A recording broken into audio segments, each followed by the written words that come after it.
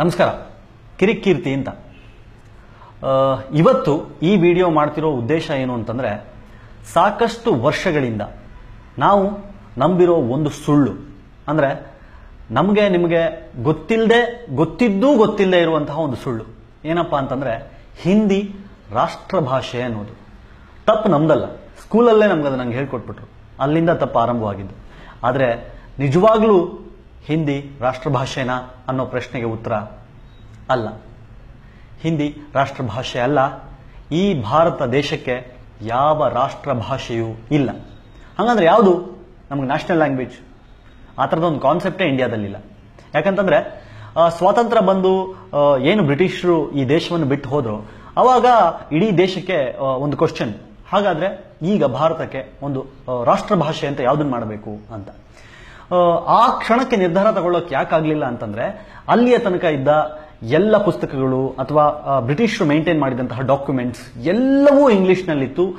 ಆ ಕ್ಷಣಕ್ಕೆ ಎಲ್ಲವನ್ನ ಬೇರೆ ಭಾಷೆಗೆ ತರ್ಜುಮೆ ಮಾಡಿ ಇಲ್ಲಿಗೆ ಟ್ರಾನ್ಸ್ಲೇಟ್ ಮಾಡೋಕೆ ಆಗದೆ ಇರೋ ಕಾರಣಕ್ಕೆ ಮುಂದಿನ 15 ವರ್ಷಗಳ ಕಾಲ ನಾವು ಇಂಗ್ಲಿಷ್ ಮತ್ತು ಹಿಂದಿಯನ್ನ ಆಡಳಿತ ಭಾಷೆಯಾಗಿ ಇಟ್ಕೊಳ್ಳೋಣ, ಮುಂದೆ ಯೋಚನೆ ಮಾಡೋಣ ಅಂತ ಅಂದ್ರು. 1965 ಹಿಂಗೆ ಮುಂದುವರಿತು. 1965ರಲ್ಲಿ ಇದ್ದಕ್ಕಿದ್ದ ಹಾಗೆ ಹಿಂದಿಯನ್ನು ರಾಷ್ಟ್ರ ಭಾಷೆ ಮಾಡಬೇಕು ಅಂತ ಆಯ್ತು. ಅದು ಹೆಂಗೆ ಸಾಧ್ಯ ಅಂತ ಹಿಂದಿ ಮಾತನಾಡದೇ ಇರುವಂತಹ ಸಾಕಷ್ಟು ರಾಜ್ಯಗಳು ಪ್ರಶ್ನೆ ಮಾಡಿದ್ರು, ಹೋರಾಟ ಮಾಡಿದ್ರು, ಪ್ರತಿಭಟನೆಯನ್ನು ಮಾಡಿದ್ರು. ಆ ಕಾರಣಕ್ಕಾಗಿ ಅವಾಗ ರಾಷ್ಟ್ರ ಭಾಷೆ ಅನ್ನುವಂತಹ ಆ ಕೋಡ್ ಏನಿದೆ ಅದನ್ನ ಹಿಂತಗೊಂಡ್ರು. ಆದರೆ ಅದರ ಬದಲಾಗಿ 8ನೇ ಪರಿಚ್ಛೇದದಲ್ಲಿರುವ 22 ಭಾರತದ ಭಾಷೆಗಳು ಅವೆಲ್ಲವಕ್ಕೂ ಆಡಳಿತ ಭಾಷೆಯ ಸ್ಥಾನಮಾನ ಕೊಟ್ಟರು. ಅದರಲ್ಲಿ ನಮ್ಮ ಕನ್ನಡನೂ ಇದೆ. ಏನು ಹಿಂದಿಗೆ ಯಾಕಂಗಾದ್ರೆ ಅಷ್ಟೊಂದು ಬಿಲ್ಡಪ್? ಅದೇ ನಮಗೂ ಅರ್ಥ ಆಗ್ತಿಲ್ಲ. ನಮಗೆ ಕಾಡ್ತಿರೋ ಪ್ರಶ್ನೆ ಅದೇ. ಭಾರತದ 40% ಜನ ಅವತ್ತಿನ ಕಾಲಕ್ಕೆ ಮಾತಾಡ್ತಿದ್ದಂತಹ ಒಂದು ಭಾಷೆ, ಒಂದು 5-6 ರಾಜ್ಯಗಳಲ್ಲಿ ಮಾತಾಡ್ತಿದ್ದಂತಹ ಒಂದು ಭಾಷೆ. ಯಾಕೆ ಎಲ್ಲ ಬಿಟ್ಟು ಹಿಂದಿಗೆ ಅಷ್ಟೊಂದು ಬಿಲ್ಡಪ್? ನಮಗೂ ಅರ್ಥ ಆಗ್ತಿಲ್ಲ. ನಾವು ಹಿಂದಿ ಭಾಷೆಯ ವಿರೋಧಿ ಅಲ್ಲ, ಆದ್ರೆ ಯಾವುದೇ ಒಂದು ಭಾಷೆ ಇನ್ನೊಂದು ಭಾಷೆಯ ಮೇಲೆ ಹೇರಿಕೆ ಆಗಬಾರದು ಅನ್ನೋದು ನಮ್ಮ ಅಭಿಪ್ರಾಯ. ಯಾಕೆ ಈ ಮಾತನ್ನು ಹೇಳ್ತಾ ಇದ್ದೀನಿ ಅಂತಂದ್ರೆ, ಪ್ರಸ್ತುತ ನಾವು ಮೆಟ್ರೋ ಬಗ್ಗೆ ಮಾತಾಡ್ತಾ ಇದ್ದೀವಿ. ಏನಪ್ಪಾ ಅಂತಂದ್ರೆ, ಮೆಟ್ರೋದಲ್ಲಿ ಇಲ್ಲಿ ನಮ್ಮ ಆಡಳಿತ ಭಾಷೆ ಬಂದ್ಬಿಟ್ಟು ಕರ್ನಾಟಕದ್ದು ಕನ್ನಡ ಮತ್ತು ಇಂಗ್ಲಿಷ್. ಆದ್ರೆ ಈ ಹಿಂದಿ ಬಂದು ಯಾಕೆ ತೂರ್ಕೋತಾ ಇದೆ, ಅಥವಾ ಹಿಂದಿಯನ್ನು ಯಾಕೆ ನಮ್ಮ ಮೇಲೆ ಹೇರ್ತಾ ಇದ್ದಾರೆ ಅನ್ನೋದು ನಮ್ಮ ಪ್ರಶ್ನೆ. ನ್ಯಾಷನಲ್ ಹೈವೇಗಳಿದೆ. ನ್ಯಾಷನಲ್ ಹೈವೇ ಅಂದ್ರೆ ರಾಷ್ಟ್ರೀಯ ಹೆದ್ದಾರಿಗಳು, ಸೆಂಟ್ರಲ್ ಗವರ್ಮೆಂಟ್ ನ ಅಂಡರ್ ಬರುತ್ತೆ ಅನ್ನೋ ಕಾರಣಕ್ಕೆ ನಾನು ಹೇಳ್ತಿರೋದು, ಮೈಸೂರಿನಿಂದ ಬೆಂಗಳೂರಿಗೆ ಅಥವಾ ಯಾವುದೇ ಒಂದು ರಾಷ್ಟ್ರೀಯ ಹೆದ್ದಾರಿ ನಮ್ಮ ರಾಜ್ಯದ ಒಂದು ಊರಿನಿಂದ ಇನ್ನೊಂದು ಊರಿಗೆ ಹೋಗೋ ಹೆದ್ದಾರಿಗಳಲ್ಲಿ ಹಿಂದಿಯಲ್ಲಿ ಬೋರ್ಡ್ ಹಾಕಿದ್ರೆ ಏನ್ರಿ ಅರ್ಥ? ಉದ್ದೇಶ ಏನು? ಒಂದು ಅಂದ್ರೆ ಈ ಮೈಲಿಗಲ್ಲುಗಳನ್ನ, ಅಂದ್ರೆ ನಾವೇನು ಹೇಳ್ತೀವಿ, ಆ ಕಿಲೋಮೀಟರ್ ಕಲ್ಲುಗಳನ್ನ ಹಾಕಿರ್ತಾರೆ, ಅದನ್ನ ಹಾಕೋ ಉದ್ದೇಶ ಏನು? ಜನಗಳಿಗೆ ಅರ್ಥ ಆಗ್ಬೇಕು, ಮುಂದೆ ಹೋಗೋ ಊರು ಎಷ್ಟು ದೂರ ಇದೆ ಅಂತ ಗೊತ್ತಾಗ್ಬೇಕು ಅಂತ. ಅದನ್ನ ಹಿಂದಿಯಲ್ಲಿ ಹಾಕೋ ಉದ್ದೇಶ ಏನು ಅಂತದನ್ನ ನಾವು ಪ್ರಶ್ನೆ ಮಾಡ್ತಾ ಇದೀವಿ. ಹೀಗೆ ಒತ್ತಾಯ ಪೂರ್ವಕವಾಗಿ ಹಿಂದಿಯನ್ನ ಹೇರಬೇಡಿ ಅಂತ. ಯಾವ್ದಾದ್ರು ಒಂದು ಹೋಟ್ಲಿಗೆ ಹೋಗ್ತೀರಿ, ದುಡ್ಡು ಕೊಡೋರು ನೀವು, ಅಂದ್ರೆ ನೀವು ದುಡ್ಡು ಕೊಟ್ಟು ನಿಮಗೇನ್ ಬೇಕೋ ಅದನ್ನ ಆರ್ಡರ್ ಮಾಡಿ ತಗೋಬೇಕು. ಅದನ್ನ ಬಿಟ್ಬಿಟ್ಟು ನೀವು ಒಳಗಡೆ ಹೋದ ತಕ್ಷಣ ಅಲ್ಲಿರೋ ಬೇರೆ ಬಂದ್ಬಿಟ್ಟು ನಿಮಗೆ ಬೇಕಾಗಿರೋ 3 ತಿಂಡಿ ತಂದ್ಕೊಟ್ಬಿಟ್ಟು ಇದೇ 3 ತಿನ್ಬೇಕು ಅಂತಂದ್ರೆ ಹೆಂಗಾಗುತ್ತೆ ಸ್ವಾಮಿ? ದುಡ್ಡು ಕೊಡೋರು ನಾವು, ಅಂದ್ರೆ ಈ ದೇಶಕ್ಕೆ ಟ್ಯಾಕ್ಸ್ ಕಟ್ಟೋರು ನಾವು. ಆದ್ರೆ ನಮಗೆ ಯಾವ್ದು ಅರ್ಥ ಆಗುತ್ತೋ ಆ ಭಾಷೆಯಲ್ಲಿ ನಮಗೆ ಸೇವೆಯನ್ನು ಕೊಡಿ ಅಂತಂದ್ರೆ ಒತ್ತಾಯ ಪೂರ್ವಕವಾಗಿ ಹಿಂದಿಯನ್ನ ಹೇರುವ ಅವಶ್ಯಕತೆ ಏನಿದೆ? ಮೊದಲು ಫಸ್ಟ್ ಫೇಸ್ ನಲ್ಲಿ ಮೆಟ್ರೋ ಆದಾಗ ಫಸ್ಟ್ಗೆ ಕನ್ನಡ ಇತ್ತು, ಆಮೇಲೆ ಇಂಗ್ಲಿಷ್ ಇತ್ತು, ಹಿಂದಿ ಇತ್ತು. ಇವಾಗ ಆಲ್ರೆಡಿ ಹೆಂಗಾಗಿದೆ ಅಂದ್ರೆ, ಮೊನ್ನೆ ಇದ್ದಕ್ಕಿದ್ದಂಗೆ ಸೆಕೆಂಡ್ ಪ್ಲೇಸ್ಗೆ ಹಿಂದಿ ಬಂದಿದೆ. ಹಿಂಗೆ ಆಗಿದ್ವಿ. ಯಾವಾಗ ಬ್ಯಾಂಕ್ಗಳು ನ್ಯಾಷನಲೈಸ್ಡ್ ಆಯ್ತೋ ಅವಾಗ ಇಂದಿರಾ ಗಾಂಧಿ ಅವರು ಹೇಳಿದ್ರು, ಇಲ್ಲ ಎಲ್ಲ ಒಂದು ಗ್ಲೋಬಲಿ ಎಲ್ಲವೂ ಸರಿ ಹೋಗ್ಬೇಕು ಅನ್ನೋ ಕಾರಣಕ್ಕೆ ಆಯಾ ರಾಜ್ಯಗಳಲ್ಲಿ ಆಡಳಿತ ಭಾಷೆಯಾಗಿ ನಿಮ್ಮ ರೀಜನಲ್ ಲ್ಯಾಂಗ್ವೇಜ್ ಏನಿದೆ ಅದನ್ನ ಇಟ್ಕೊಳ್ಳಿ, ಅದ್ರ ಜೊತೆಗೆ ಗ್ಲೋಬಲಿ ಅಕ್ಸೆಪ್ಟೆಡ್ ಅಂದ್ರೆ ಜಾಗತಿಕವಾಗಿ ಎಲ್ಲರಿಗೂ ಬರುವಂತಹ ಭಾಷೆ ಇಂಗ್ಲಿಷ್ ಇರುತ್ತೆ. ಆ ಕಾರಣಕ್ಕೋಸ್ಕರ ನಾವು ಇಂಗ್ಲಿಷ್ ಅನ್ನ ಅಕ್ಸೆಪ್ಟ್ ಮಾಡ್ಕೋತಾ ಇದೀವಿ. ಯಾಕಂದ್ರೆ ಇಂಗ್ಲಿಷ್ ಅನಿವಾರ್ಯ ಆಗೋಗಿದೆ ಇವತ್ತಿನ ದಿನ. C++, ಜಾವಾ ಇಂದ ಹಿಡಿದು HTML ಇಂದ ಹಿಡಿದು ವೆಬ್ಸೈಟ್ ನ URL ಇಂದ ಹಿಡಿದು ಇಮೇಲ್ ID ಇಂದ ಹಿಡಿದು ಪ್ರತಿಯೊಂದಕ್ಕೂ ಇವತ್ತು ಇಂಗ್ಲಿಷ್ ಬೇಕು. ಆ ಕಾರಣಕ್ಕೋಸ್ಕರ ಇಂಗ್ಲಿಷ್ ಅಕ್ಸೆಪ್ಟ್ ಮಾಡಿದೀವಿ ಅಷ್ಟೇ. ಬಿಟ್ರೆ ಮುಂದೊಂದು ದಿನ ಕನ್ನಡದಲ್ಲಿ google.com ಅಂತ ಹೊರತು ಗೂಗಲ್ ಓಪನ್ ಆಗುತ್ತೆ ಅಂತಂದ್ರೆ ನಮ್ಗೆ ಇಂಗ್ಲಿಷ್ನ ಅವಶ್ಯಕತೆ ಇಲ್ಲ. ಇಂಗ್ಲಿಷ್ ವಿರುದ್ಧವೂ ನಾವು ಧ್ವನಿ ಎತ್ತಬೇಕಾಗುತ್ತೆ. ನಾನೇ ಸಾಕಷ್ಟು ಸಲ ಹೇಳಿದ್ದೀನಿ, English is just A language, not knowledge ಅಂತ. ಹಾಗಿದ್ದ ಮಾತ್ರ ಇಂಗ್ಲಿಷ್ ಪರವಾಗಿ ಮಾತಾಡುವ ಅಥವಾ ಬ್ಯಾಟಿಂಗ್ ಮಾಡುವ ಉದ್ದೇಶ ನನಗಿಲ್ಲ. ಆದ್ರೆ ಇಂಗ್ಲಿಷ್ನ ಅನಿವಾರ್ಯತೆ ಸೃಷ್ಟಿಯಾಗಿರೋ ಕಾರಣಕ್ಕೆ ನಾವು ಇಂಗ್ಲಿಷ್ನ ಅಕ್ಸೆಪ್ಟ್ ಮಾಡ್ಕೋಬೇಕಾಗಿದೆ. ಅದನ್ನ ಬಿಟ್ಬಿಟ್ಟು ಇಂಗ್ಲಿಷ್ ನೊಪ್ಕೋತೀರಾ ಫಾರಿನ್ ಲ್ಯಾಂಗ್ವೇಜು, ಆದ್ರೆ ನೀವು ಹಿಂದಿ ನೊಪ್ಕೊಳ್ಳಲ್ಲ ಅಂತಂದ್ರೆ ಅದರಲ್ಲಿ ಲಾಜಿಕ್ ಇಲ್ಲ. ಯಾಕಂತಂದ್ರೆ ಯಾರ್ಯಾರು ಆತರ ಮಾತಾಡ್ತಿರೋ ಅವರ ಯೂಸರ್ ಐಡಿಗಳನ್ನ, ಅವರ ಇಮೇಲ್ ಐಡಿಗಳನ್ನ, ಅಥವಾ ನೀವು ಫೇಸ್ಬುಕ್ಗೋ ಗೂಗಲ್ಗೋ ಅಥವಾ ಇನ್ನೊಂದು ಯಾವುದೋ ವೆಬ್ಸೈಟ್ಗೆ ಹೋಗ್ಬೇಕಾದ್ರೆ, ಲಾಗಿನ್ ಆಗ್ಬೇಕಾದ್ರೆ ಹಿಂದಿಯಲ್ಲಿ ಟೈಪ್ ಮಾಡ್ತಾ ಇದ್ದೀರಾ ಅಥವಾ ಇಂಗ್ಲಿಷ್ ಅಲ್ಲಿ ಟೈಪ್ ಮಾಡ್ತಿದ್ದೀರಾ? ಅದಕ್ಕೆ ಹೇಳಿದ್ದು ಇಂಗ್ಲಿಷ್ನ ಅನಿವಾರ್ಯತೆ ಇರೋ ಕಾರಣಕ್ಕೆ ನಾವು ಇಂಗ್ಲಿಷ್ನ ಅಕ್ಸೆಪ್ಟ್ ಮಾಡ್ಕೋತಿದೀವಿ. ಗ್ಲೋಬಲಿ ಅಕ್ಸೆಪ್ಟೆಡ್, ಬೆಂಗಳೂರಿನಂತಹ ಸಿಟಿಯಲ್ಲಿ ನಮ್ಗೆ ಅರ್ಥ ಆಗುತ್ತೆ, ವಿಶ್ವದ ಮೂಲೆ ಮೂಲೆಯಿಂದ ಜನ ಬರ್ತಾರೆ, ಅವರುಗಳಿಗೆ ಅರ್ಥವಾಗುವಾಗ ಇಂಗ್ಲಿಷ್ ನಲ್ಲಿ ಇರಬೇಕು, ಒಪ್ಕೋತೀನಿ. ಆದ್ರೆ ಇಲ್ಲಿನ ಆಡಳಿತ ಭಾಷೆಯಾಗಿ ಕನ್ನಡ ಇರುವಾಗ ಜೊತೆಗೆ ಹಿಂದಿಯನ್ನ ಒತ್ತಾಯ ಪೂರ್ವಕವಾಗಿ ತೂರಿಸ್ತಾ ಇರೋದು ಏನಕ್ಕೆ? ಇದು ನಮ್ಮ ಪ್ರಶ್ನೆ.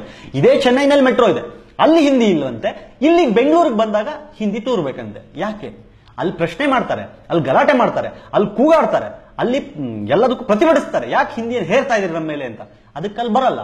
ಇಲ್ಲಿ ನಾವುಗಳೇ ಸಪೋರ್ಟ್ ಮಾಡಿಕೊಂಡು, ನಾವುಗಳೇ ಹಿಂದಿಯನ್ನು ರಾಷ್ಟ್ರ ಭಾಷೆ ಅಂತ ನಮ್ಮ ಮನಸ್ಸಲ್ಲಿ ನಾವೇ ಅಂದ್ಕೊಂಡು ಹಿಂಗೆ ಹಾಳಾಗಿ ಹೋಗ್ತಾ ಇದೀವಿ. ಯಾಕೆ ಹಿಂದಿಯನ್ನ ನಾವು ಈ ಹಂತದಲ್ಲಿ ವಿರೋಧಿಸ್ತಾ ಇದೀವಿ ಅಂದ್ರೆ, ಒಂದು ಕಾಲದಲ್ಲಿ ಕೇವಲ ದೆಹಲಿ ಮತ್ತು ಸುತ್ತಮುತ್ತಲ ಉತ್ತರ ಭಾರತದ ರಾಜ್ಯಗಳಿಗಷ್ಟೇ ಸೀಮಿತ ಆಗಿದ್ದ ಹಿಂದಿ ಇವತ್ತು ದಕ್ಷಿಣದವರೆಗೂ ಬಂದಿಂತಿದೆ. ನಾವು ಇಂಡಿಯಾ, ಭಾರತ ಅಂದ ತಕ್ಷಣ ಸಿಕ್ಕಾಪಟ್ಟೆ ಜನಸಂಖ್ಯೆ ಇದೆ, ಹಂಗೆ ಹಿಂಗೆ ಅಂತ ಹೇಳ್ತೀವಿ. ಆದ್ರೆ ಜನಸಂಖ್ಯೆ ನಿಜವಾಗ್ಲೂ ಜಾಸ್ತಿ ಇರೋದೆಲ್ಲಿ? ಬನವಾಸಿ ಬಳಗದವರು ಒಂದು ವಿಡಿಯೋ ಮಾಡಿದ್ದಾರೆ, ಅಲ್ಲಿ ಅದ್ಭುತವಾಗಿ ಹೇಳಿದ್ದಾರೆ. ಅತಿ ಹೆಚ್ಚು ಜನಸಂಖ್ಯೆ ಅಥವಾ ಜನಸಂಖ್ಯೆ ಸಮಸ್ಯೆ ಇರೋದು ಉತ್ತರ ಭಾರತದಲ್ಲಿ.